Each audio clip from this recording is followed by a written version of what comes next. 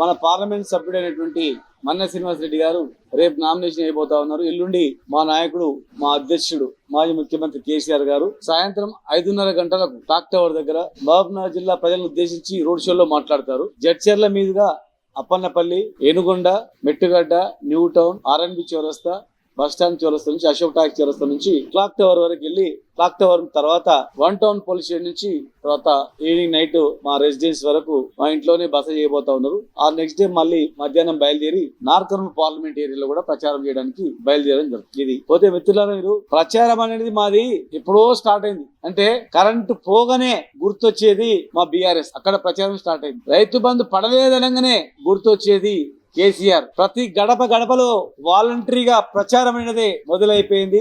ప్రజలందరూ కూడా ఎప్పుడు ఓటింగ్ ఎప్పుడు వేయాలా కారు గుర్తుకు అనేటువంటి ఆలోచనలో ఉన్నారు. కావాలంటే మీరు 10 ఇళ్లకు పోయి అడగండి, 10 మంది రైతుల దగ్గర పోయి అడగండి, ప్రజలు ఏం మాట్లాడుతా ఉన్నారు. వ్యవసాయ కూలీల దగ్గర పోయి అడగండి, ప్రజలు ఏం మాట్లాడుతా ఉన్నారు. కొత్తగా మేము పోయి ప్రచారం చేస్తూ మేము అది చేస్తాం ఇది చేస్తాం అని చెప్పాల్సింది ఏం లేదు. మేము చేసింది వీళ్ళు కాపాడుకుంటే చాలు. మేము చేసింది కాపాడుకునేదే కాకుండా వాళ్ళు ఇచ్చిన హామీలు కూడా ఎవరు నెరవేర్తలేదు. మేము 24 గంటలు స్వచ్ఛమైన కరెంట్ ఇచ్చినాం. ఇక్కడ కూర్చున్న గంటలో 4 సార్లు కరెంట్ పోయింది. ఇప్పుడు కరెంటే పోయింది. కరెంట్ పోగానే గడప గడపలో గుర్తొచ్చేది, ప్రతి రైతుకు గుర్తొచ్చేది కేసీఆర్ గారు మాత్రమే. కోతలు స్టార్ట్ అయినాయి, కొనుగోలు కేంద్రాలు లేవు, రైతుల అనేక రకాలుగా రైతుల మీద మోసాలు. ప్రతి రైతు పండిన పంటను చూసి కన్నీరు పెట్టుకుంటున్నాడు. అరే కేసీఆర్ అప్పుడు బాగుండే కదరా ఇట్లా అయిపోయాయని చెప్పేసి. పంటలు స్టార్ట్ కాగానే మొత్తానికి రైతు బంద్ చేసినాం. 9,000 కోట్ల రూపాయలు నగదు పంపిణీకి సిద్ధమైనప్పుడు అసెంబ్లీ ఎలక్షన్స్ లో కాంప్లైంట్ చేసి ఎలక్షన్ కోడ్ ఉంది ఇవ్వద్దు, ఎలక్షన్ కోడ్ తర్వాత ఇవ్వాలన్నారు.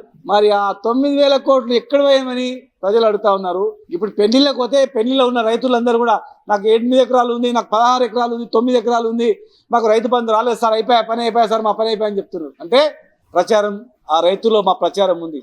ఆడవాళ్ళందరూ పెళ్లిలో కలిసి సార్ మాకు 2,500 ఇస్తామని ఇవ్వలేదు, వాళ్ళే గుర్తు చేస్తూ ఉన్నారు.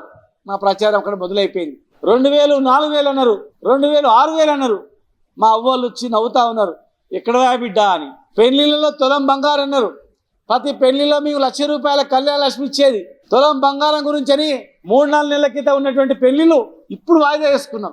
ఒక పెళ్లికి పోతే పెళ్లికి తులం బంగారం వస్తే పుస్తెలు చేయిద్దాము, చిన్న ఒక రింగ్ పెట్టుకుందాం అనుకున్నాం. కానీ 1/2 తులంలో పుస్తెలు చేయించి 1/2 తులం పుస్తె గుండ్లు చేయిద్దాం అనుకున్నాం. కానీ మరి తులం బంగారం ఎక్కడ అని ప్రతి పెళ్లిల్లో గుర్తు చేస్తున్నారు. ప్రతి పెళ్లిల్లో కేసీఆర్ కారు గుర్తు, ఎంపీ అభ్యర్థి, ఎప్పుడు ఎలక్షన్ అప్పుడు వేస్తామని చెప్తా ఉన్నారు. రుణమాఫీ కాలేదు, 9 తారీఖులు అయిపోయాయి, 9 తారీఖులు అయిపోయినాయి. ఈ రుణమాఫీ అయ్యేటట్టు లేదని చెప్పి.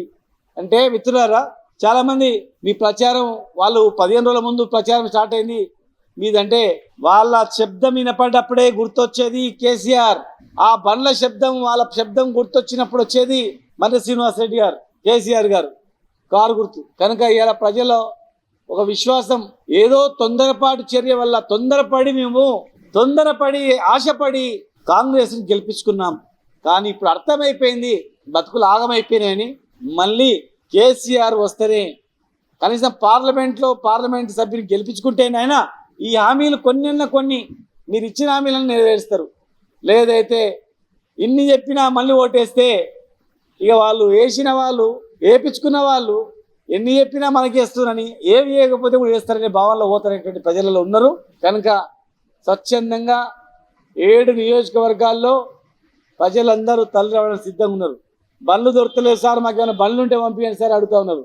ఎండాకాలం ఎందుకు అంత టెన్షను, ముఖ్య నాయకులందరూ, ముఖ్య కార్యకర్తలందరూ రాండి అని చెప్పినాం. ప్రతి నియోజకవర్గం నుంచి 10 నుంచి 15 మంది తల్లి రావడానికి సిద్ధంగా ఉన్నారు. ఎప్పుడెప్పుడు వాళ్ళు ఎదురు చూస్తూ ఉన్నారు. కంప్లీట్ అయినటువంటి 2 రిజర్వాయర్లు, కరివేనా ఉదండపూర్ రిజర్వాయర్లు, కాలువలు లోగితే నీళ్ళు వచ్చేటువంటి పరిస్థితి, ఈ కాలువలు ఏమైనా అడుగుతా ఉన్నారు. అవే కాలువలు వచ్చి నీళ్ళు నిండింటే ఈ సేన్లు ఎండిపోయేటివి అని చెప్పి. హన్వాడలో సగం పొంట మొత్తం ఎండిపోయింది. ప్రతి ఊర్లో 500 ఎకరాలు వేస్తే 250 ఎకరాలు, 1000 ఎకరాలు వేస్తే 500 ఎకరాలు ఎండిపోయింది.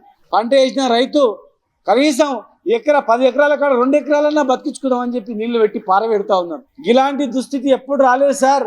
ఈ 10 సంవత్సరాల్లో 9.5 సంవత్సరాల్లో ఎండిన పొలాలు చూడలేదు. మళ్ళీ బిందెలు పట్టుకొని పోతున్నాం.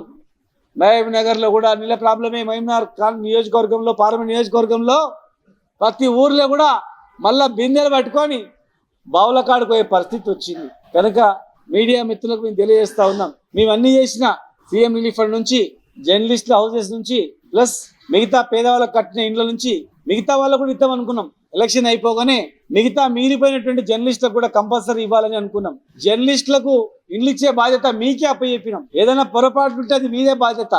అయినా పొరపాట్లున్నా, ఎవరికైనా రాలేదని పొరపాటున్నా మిగతా వాళ్ళకు కూడా 100% ఇద్దామని చెప్పి మనసులో అనుకున్నాం. మీకు కూడా మాట ఇచ్చినాం. కానీ మరి మీకు తెలుసు, ప్రజలు నమ్మి కాంగ్రెస్ పట్టం కట్టిన కనుక మరి మళ్ళీ మేము అధికారంలోకి వస్తే 100% మిగిలిపోయినటువంటి అందరికి కూడా గ్యారెంటీగా ఇస్తాం. ఇచ్చిన మాట తప్పం. మీకు ఇస్తామన్నాం, ఇచ్చినాం. కొందరు అనుకుంటుండొచ్చు మరి ఎవరు ఇవ్వలేదు 60-70 ఏళ్ళ నుంచి, ఆయనకు వచ్చింది నాకు వచ్చింది, అందరితో పాటు నాకు వచ్చింది అనుకోవచ్చు సోదరులు. అందరితో పాటు నీకు రావడానికి ఈ ప్రభుత్వం ఇస్తేనే కదా, ఇన్నేళ్ళు ఎవరికి ఇవ్వలే కదా. మిగిలిపోయిన వాళ్ళకు కూడా ఇస్తాం, మిగిలిపోయిన హామీలు కూడా చేస్తాం. ఖచ్చితంగా పార్లమెంట్ సభ్యుని గెలిపించుకోండి, గ్యారంటీగా మిగిలిపోయినవన్నీ కూడా చేస్తాం. ప్రజలు అన్ని నియోజకవర్గాలు అందరూ ఎదురు చూస్తూ ఉన్నారు. మరి మాజీ ముఖ్యమంత్రి గారి ప్రోగ్రామ్ని సక్సెస్ చేయాలని చెప్పి అందరూ అత్యధిక సంఖ్యలో స్వచ్ఛందంగా పాల్గొనాలని చెప్పి మళ్ళొకసారి నేను కూడా మీ ద్వారా విజ్ఞప్తి చేస్తా ఉన్నాను.